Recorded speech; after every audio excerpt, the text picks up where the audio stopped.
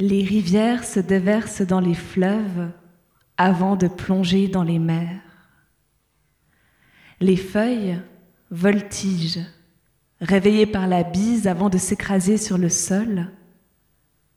Les lynx nous regardent imperturbables avant de continuer leur chemin.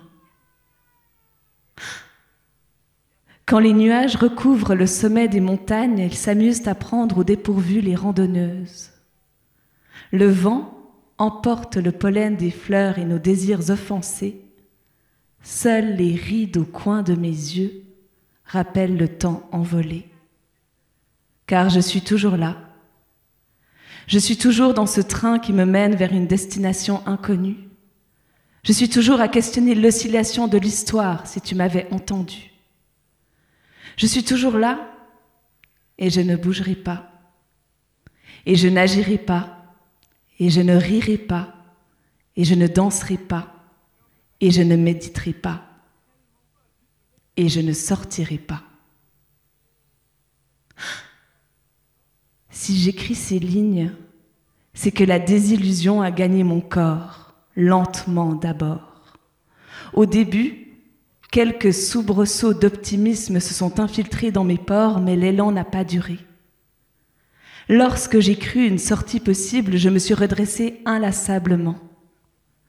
Électrisée par l'espoir, je rejoignais la sortie, appuyée à plusieurs reprises sur le bouton d'arrêt, puis, lassée du peu d'effet de mon geste, je regagnais ma place. Ce scénario s'est répété jusqu'à saisir que rien n'arrivera. Ma situation ne changera pas. Mieux vaut alors s'y résigner que résister. Mieux vaut regarder le paysage que regretter. Mieux vaut rêver que sauter. Aujourd'hui, une quelconque tentative de fuite m'ennuie avant même d'y penser. À vrai dire, présentement, je suis heureuse d'être dans ce train. Ici, plus rien ne m'arrivera et c'est une bonne nouvelle.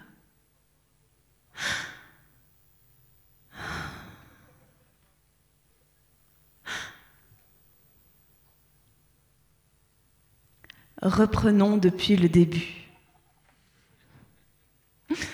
Laissons ma mémoire se rappeler. Il n'en sera que plus doux de retourner dans un temps où je pensais que les choses pouvaient encore changer. Des couleurs me reviennent. Des images clignotent tel un stroboscope dans mon cortex. D'abord, elles semblent vouées à disparaître aussi vite qu'elles apparaissent, puis le rythme ralentit. Je me reconnais sur l'instantané que convoque mon esprit. Une femme dans la trentaine, un sac à dos noir, une combinaison bleue, des baskets blanches. Il suffit d'apercevoir cette silhouette pour que le cliché prenne vie. Je me souviens du gris du quai en contraste avec le vert des mauvaises herbes. Je me souviens de l'air frais, bien que nous nous trouvions déjà en avril. Je me souviens de ton dernier baiser sur mes lèvres.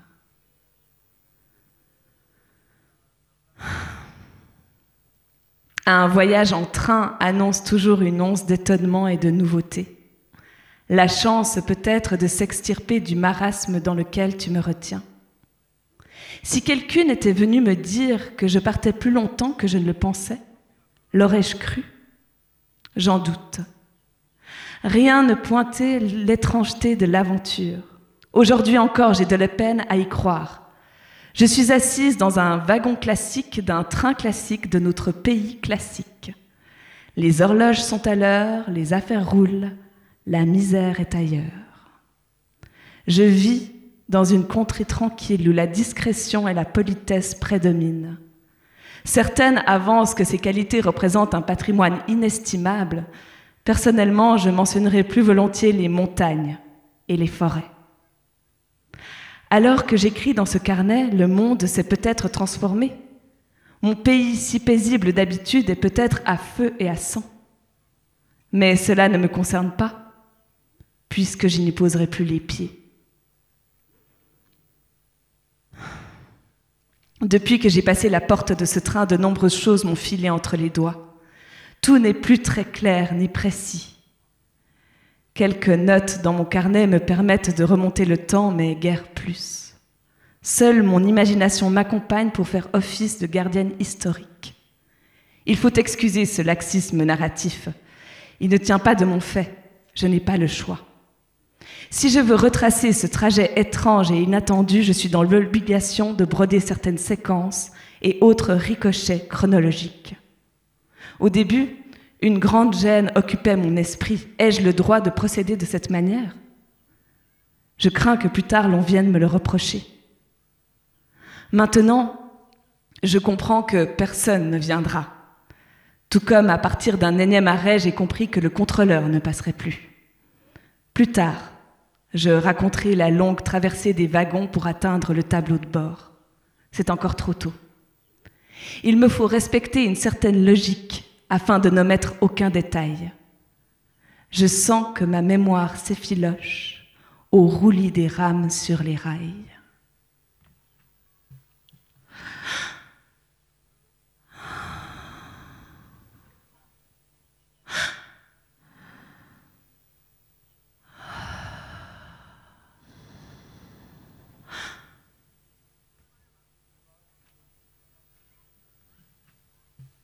Faisons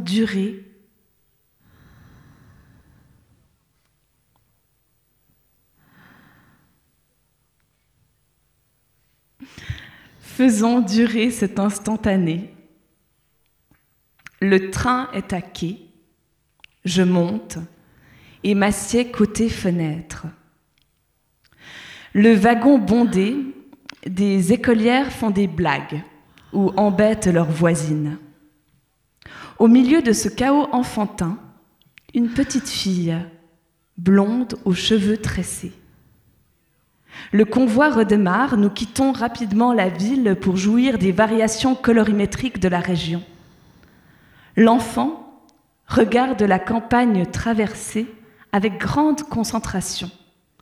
Ses camarades de classe crient à une hauteur de décibels difficile à ignorer et pourtant, rien ne semble perturber l'être aux bras graciles. Nous longeons un lac d'un bleu turquoise très intense.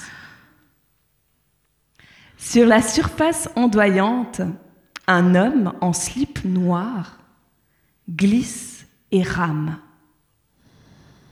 Glisse et rame. Glisse et rame. Le train va trop vite pour que le marin puisse concurrencer la cadence, aussi disparaît-il rapidement. La petite fille aimerait le regarder toujours. Instinctivement, elle se redresse pour le suivre de fenêtre en fenêtre, mais elle est arrêtée dans son mouvement. Je n'ose l'observer directement de peur qu'elle s'aperçoive de ma fascination. À défaut, je profite de son reflet dans la fenêtre pour la contempler à loisir. Me rappeler les expressions et les gestes de la fillette aux cheveux de blé me remplit de satisfaction. Parfois, j'essaye de la dessiner dans mon carnet, mais la mine tremble des secousses du véhicule. L'esquisse se révèle maladroite. Elle me rappelle un autre dessin que j'avais ébauché lorsque nous étions partis en Italie. Te souviens-tu de cette route qui longeait la mer ?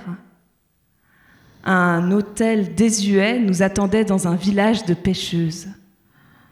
Assommé par les somnifères, ton sommeil était lourd, trop agité par notre discussion, je me trouvais incapable de m'endormir. J'avais alors ébauché un portrait de toi. Bien sûr, il ne reflétait pas ton aura ni ta gouaille, qui m'ont souvent emmené dans des contrées où le braconnage et la férocité étaient symboles de fierté. Mais il dégageait tout l'amour que je te portais. Je me revois, le dos appuyé contre le mur dans la semi-obscurité, essayant de rendre au mieux ta peau, tes mains, ton visage. Cela me semble si loin à présent, à se demander si tu n'as jamais existé. Depuis que je suis dans ce train, je m'interroge souvent sur la véracité de mes sensations.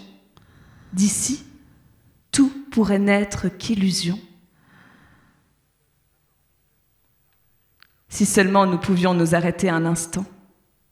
Je prendrais le temps d'humer l'air du printemps ou de fumer une cigarette sur un banc. Avec un peu de chance, nous nous arrêterions dans l'une de ces petites gares à moitié abandonnées. Ces gares où l'on se demande qui descend encore, qui prend soin des plates-bandes ou qui enlace son amour. Avant de monter, je crois que j'avais un léger mépris pour ces stations de deuxième zone. Prétentieuse, je ne distinguais que les arrêts prestigieux. Aujourd'hui, rien ne me touche plus qu'une gare délaissée. L'incertitude d'y être attendu, la crainte du mendiant au nez dégoulinant, un florilège de dangers. J'aurais dû descendre lorsqu'il en était encore temps, mais à quoi bon les regrets? Tout chemin mène quelque part, même celui qui semble sans fin. Un jour, je rirai de cette aventure, où j'en serai morte. Aucun remords n'a jamais empêché une destinée de se réaliser.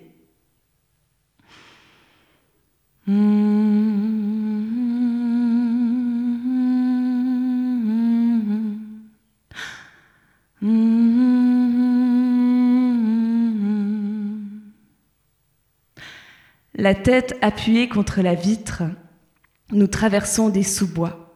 Parfois, une branche frappe la fenêtre et me fait sursauter. La température du train est stable, l'aération pulse un faible courant à la hauteur de mes chevilles. Il ne fait ni trop chaud ni trop froid. Soudain, les freins crissent légèrement. Le transport ralentit. Trop souvent, j'ai interprété cette baisse de vitesse comme la possibilité d'un arrêt. À présent, je n'y crois plus. Je sais qu'il ne s'arrêtera pas. Pourquoi n'ai-je pas saisi l'opportunité de descendre lorsqu'il prenait encore la peine de s'immobiliser? Je ne me l'explique pas. Les premières heures du voyage, j'étais simplement heureuse d'avoir trouvé une échappatoire. C'était la première fois que j'osais partir. Rien que se retrouver ailleurs était un événement en soi. Puis, mon pouls calmé, j'ai remarqué que toutes les passagères avaient délaissé mon wagon. Cela ne m'a pas inquiétée. Quelque temps plus tard, le roulis des rames m'étonnait de sa régularité. Je voyais la campagne se déployer sous mes yeux et je me suis dit qu'il valait mieux rester ici que retourner d'où je venais. Alors, plus aucune ville ne m'a semblé digne d'intérêt.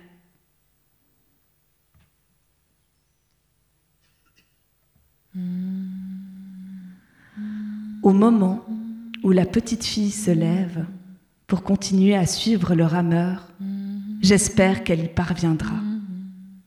Une aura de conquérante entraîne ses mouvements. Que se passerait-il si elle y arrivait? Sauterait-elle du train et courrait-elle vers l'homme au slip noir pour lui demander son nom? Ou plongerait-elle dans le lac sans hésitation? Je crois plutôt qu'au moment où son pied foulerait le bitume, le chant d'un oiseau ou les effluves des coquelicots ferait bifurquer son envie première. Surprise par la légèreté de l'air, l'entrain perdrait de son importance, de sa pertinence.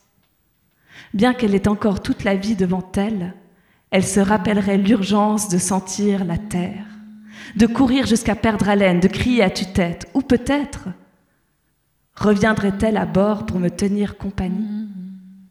Et si je la retenais, accepterait-elle d'accompagner une femme de 20 ans, son aînée? Peut-être, si j'avais la perversité de lui faire miroiter un monde de friandises et de jeux sans fin. Moi-même, ne me suis-je pas laissé trop longtemps amadouer par ces tours de passe-passe? Ne me suis-je pas laissé charmer par des promesses, séduire par le sentiment du cristal et des palaces? Je n'ai aucune excuse. J'étais majeure et consentante. Il n'en va pas de même pour une fillette de 10 ans. Les enfants ne devraient jamais être bridés dans leur fougue. Note qu'il en va de même pour les adultes. Il me serait insupportable de prendre conscience des années plus tard que par peur ou égoïsme, j'ai empêché un être de découvrir la générosité des collines.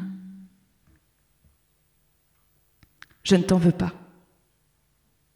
Nous ne venions pas de la même galaxie. J'aimais le chant des oiseaux à l'aurore. Dès le réveil, tu m'imposais les dissonances de ta colère. À l'heure actuelle, aucune mélodie ne me parvient. Les sièges de couleur bleue portent des taches par-ci par-là, le vestige de touristes maladroits aux sandwichs dégoulinants ou d'animaux de compagnie aux besoins pressants.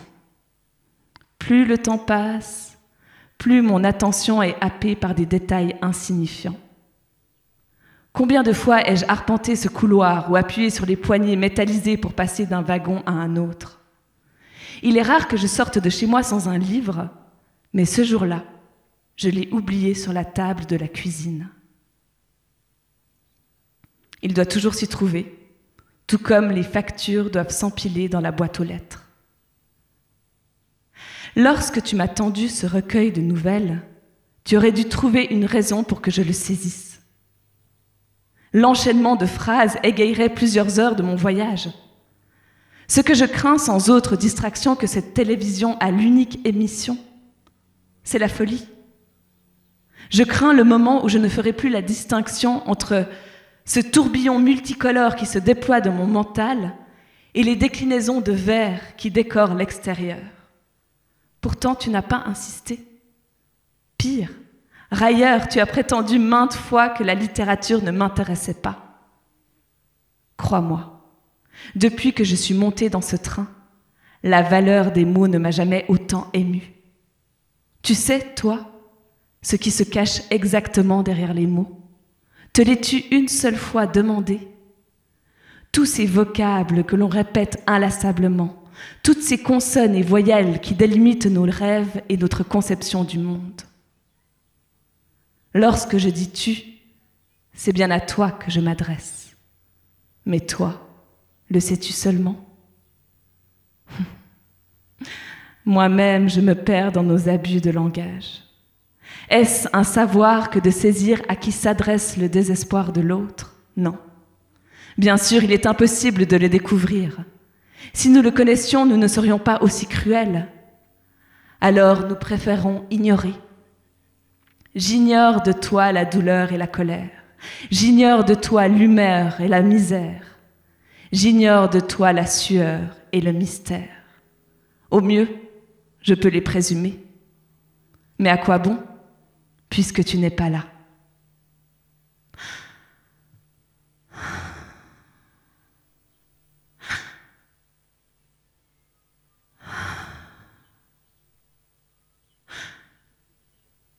Pour une raison qui m'échappe, le chat de Schrödinger vient souvent me rendre visite.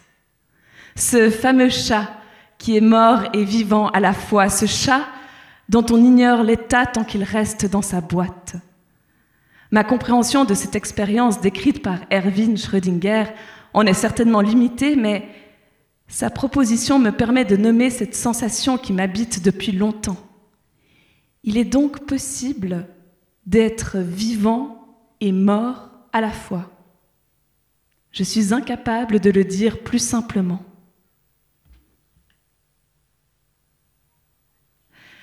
Cette subtilité quantique m'a percuté la dernière fois que nous nous sommes vus. Tu étais assis à la table de la cuisine, la mine déconfite par plusieurs nuits sans sommeil. Je me suis battue pour rester sur la même rive que la tienne jusqu'au jour où je me suis rendu compte que nous n'étions pas du même côté. Nos routes se sont-elles jamais croisées? Plus j'essayais de te rejoindre, plus je m'essoufflais. Maintenant que je suis dans ce tube de métal, il me faut réapprendre à respirer. Une main sur la cage thoracique, une autre sur mon abdomen, l'oxygène entre sur un temps et ressort sur deux. Il paraît que nous respirons trop, alors l'économie est de mise. Savais-tu que nous étouffons par trop d'inspiration? Assis à la table de la cuisine, les pupilles minuscules, tes mains tremblaient.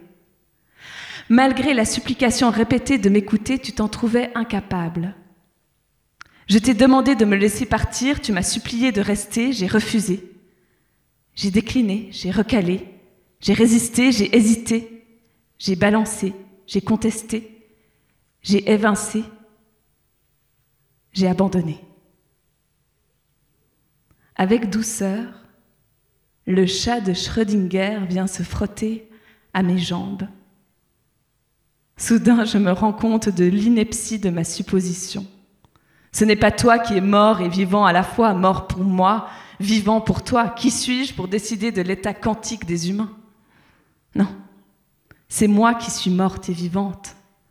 Tant que je resterai à bord de ce train, je serai les deux à la fois.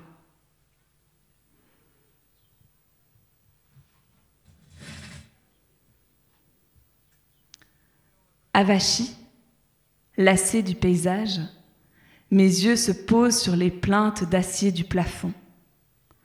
La succession régulière de poteaux électriques scande les bas rayons de lumière qui atteignent l'intérieur du wagon.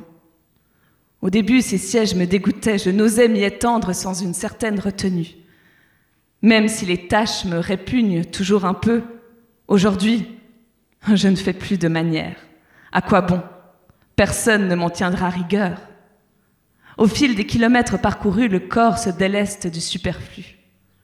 La bienséance prévaut en société, elle n'a pas sa place dans une expédition au relent de causes perdues. Le gris du caisson déteint sur mon cœur. Pour ne pas plonger dans la mélancolie, je me force à porter mon regard vers l'extérieur. Au loin, une montagne.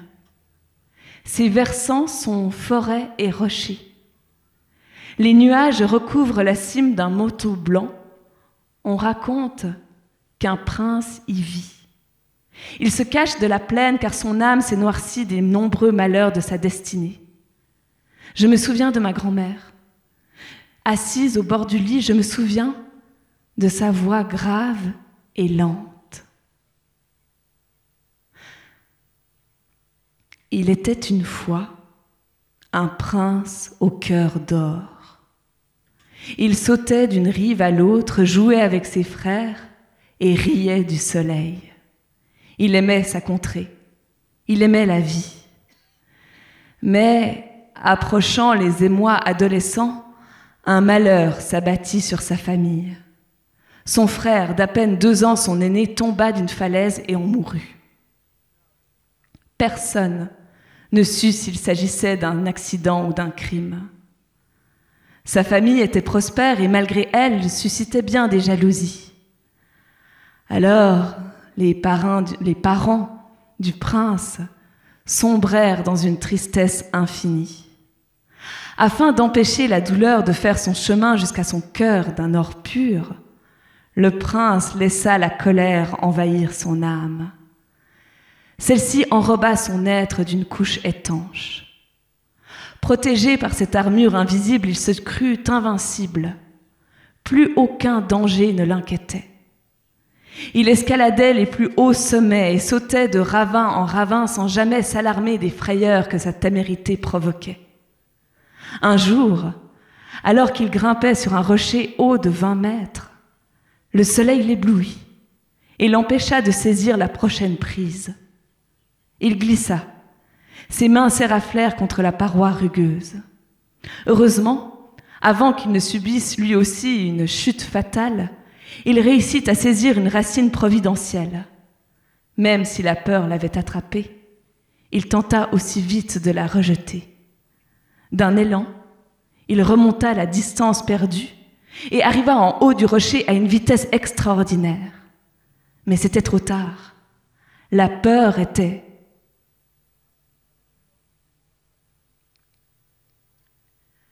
Vous écrivez souvent dans un carnet?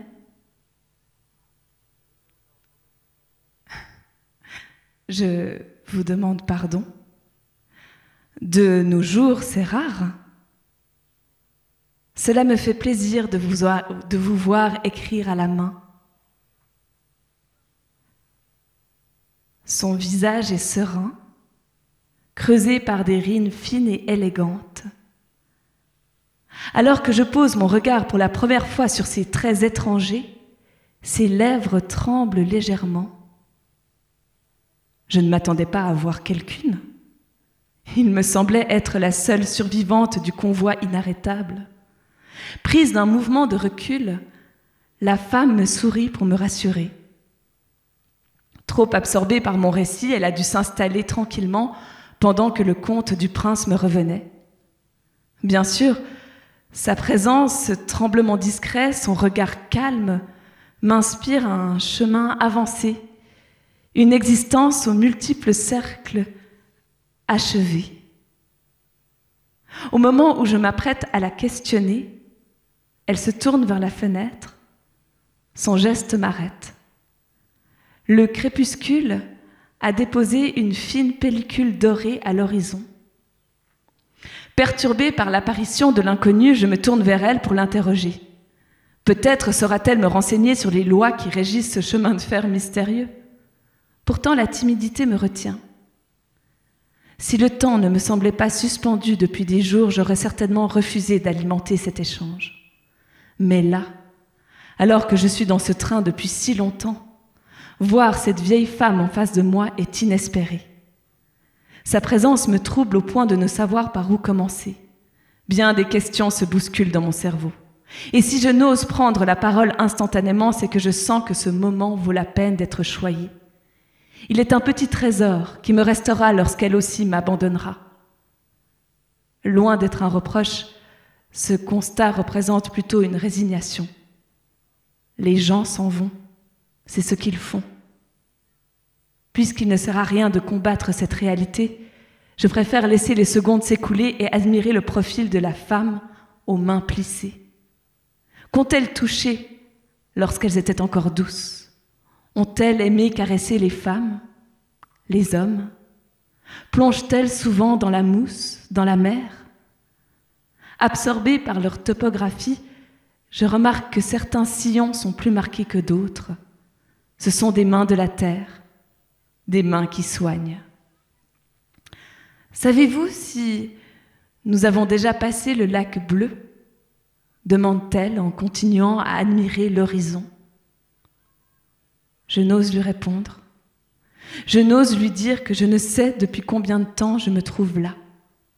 Elle doit remarquer ma confusion car l'une de ses mains se pose sur la mienne avec une grande douceur. La chaleur du contact m'apaise. Ce n'est pas très important, vous savez. Parfois, il vaut mieux rester dans un train que chez soi. Elle parle lentement, en savourant chaque mot. Ses paroles me heurtent. Que sait-elle des heures de doute, de regret? Ne me voit-elle pas exténuée par ce voyage interminable? Farouche des jours de solitude, il me faut respirer profondément. Je ferme les yeux un instant et me reconnecte à cette boule d'énergie qui pulse entre pubis et sacrum. La main posée sous le nombril, je sens le sang qui circule. Le monde est tel qu'il est, je ne suis pas mes peurs. Le monde est tel qu'il est, je ne suis pas mes peurs. Tel un mantra, je répète cette phrase dans ma tête. Rassurée, prête à engager la conversation, j'ouvre les yeux. Face à moi, à la place du corps au geste ralenti, il ne reste que la banquette tachée. Je me retourne, cherche sa silhouette dans le wagon, mais il n'y a personne. Ce n'est pas possible, elle n'a pas pu s'en aller si vite. Il faut que je la rattrape. Affolée par son absence, je me lève et me dirige vers la tête du train. Au passage qui connecte les wagons, le frottement du bolide sur les rails est assourdissant.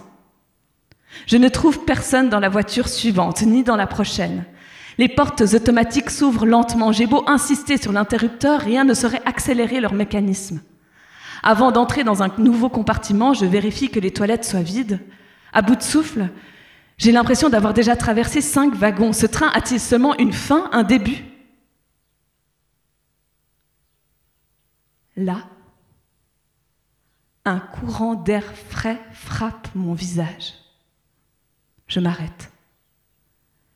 L'une des portes de sortie est grande ouverte. Dans la nuit tombante, un vaste champ de colza se déploie devant moi. Ici, la vie doit être radieuse, me dis-je. Absorbée par la disparition de la femme aux lèvres fines, je n'ai pas remarqué que le train avait doublé de vitesse. Il n'empêche, je suis face à une ouverture béante vers l'extérieur. Si je le souhaite, je peux sortir. Il suffit de faire le pas. Bien sûr, le risque de se blesser en sautant est certain, mais je n'en mourrai pas. Tétanisé par cette porte ouverte sur le monde, mon corps glisse le long de la paroi. Pendant que le paysage continue de se déployer, mon esprit cherche la force de se lancer. Il ne faudrait pas grand-chose, un regain de foi. Soudain, tout me paraît inaccessible. Plus les minutes s'écoulent, plus la carcasse métallique devient un refuge doux et accueillant. Qu'irais-je faire dans les villes si tu ne m'y accompagnes pas, je te le demande. Plus aucun chemin ne mène nulle part tant que mon centre me fera défaut. Pourquoi n'es-tu pas là pour me dire où aller ? La cloison contre laquelle je suis appuyée est froide et insensible à mes préoccupations. Sans crier gare, la honte s'immisce dans mes veines. Ainsi, je n'ai encore rien appris. Je n'ai encore rien compris. Si mes choix restent estampillés de ta présence en forme de vide, ils ne valent rien.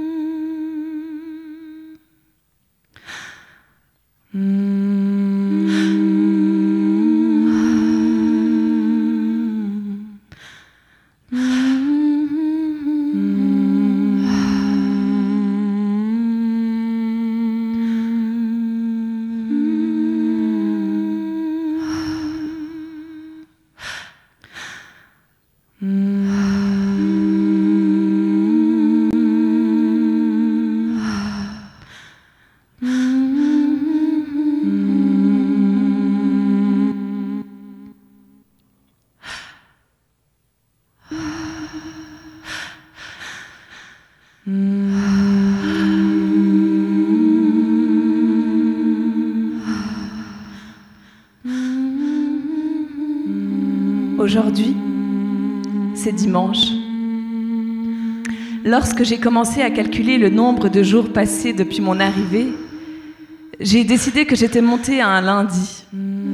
La première fois que je me suis assise sur cette banquette, j'étais dans un tel état d'affolement qu'a posteriori, je me suis trouvée incapable de me souvenir de la date ou de la raison de ce périple.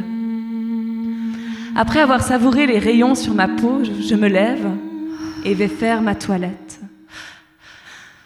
Face au miroir, j'ausculte mon visage. De petites rides décorent le coin des yeux et deux autres lient les narines à la commissure des lèvres. Ai-je vieilli ? Je ne saurais le dire. De toute évidence, puisque le temps ne s'est pas arrêté. Mais de soi à soi, il se trouve toujours un décalage entre l'appréhension du corps et la réalité. Comme si être son propre observateur empêche toute objectivité. Et de fait, je suis subjectivité pure. Les membres s'allongent, la peau se relâche. Quelle importance! Trop longtemps, j'ai épié les variations de mon corps. J'étais à l'affût de tout signe de flétrissement. Puis, l'âge venant, l'on se rend compte de l'absurdité du combat. Contre le temps, personne ne gagnera. Qui est cette femme qui me regarde ? Une aventurière, l'ombre d'elle-même, une sorcière, un cœur meurtri. Je fixe mes yeux comme si la réponse se trouvait dans la profondeur des pupilles, mais non. Cette bataille est également perdue d'avance. jamais je ne le saurai. Si j'estime que dimanche mérite un traitement spécial, ce n'est pas par foi chrétienne ni respect des conventions. Mais je sens le besoin de me connecter à celles qui sont restées hors de ce train. Celles qui continuent à traverser leur semaine en se réjouissant d'un jour de congé. Et il est d'ailleurs possible que dehors il soit mardi ou jeudi. Qu'importe.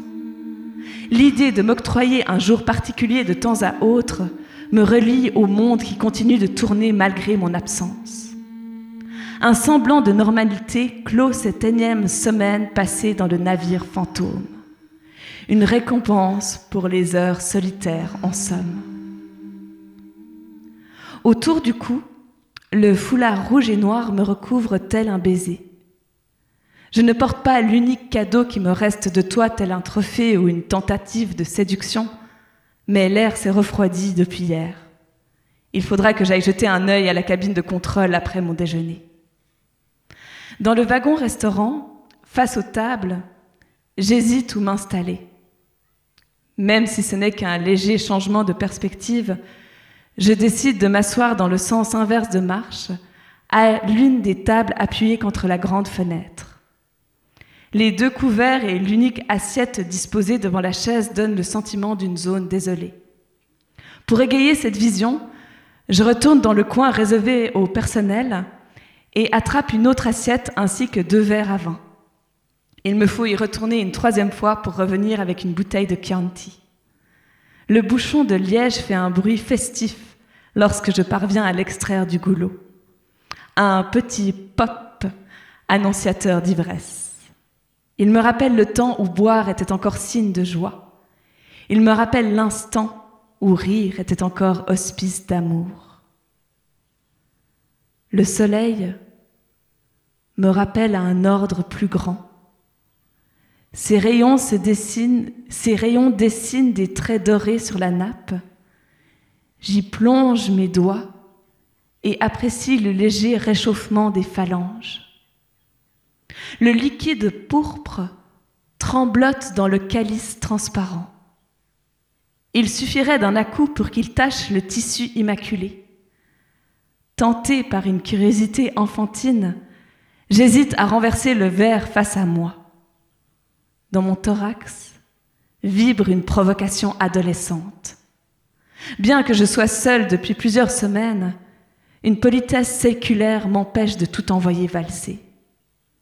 Alors, ma main droite se saisit d'un stylo et ouvre le carnet sur une page vierge.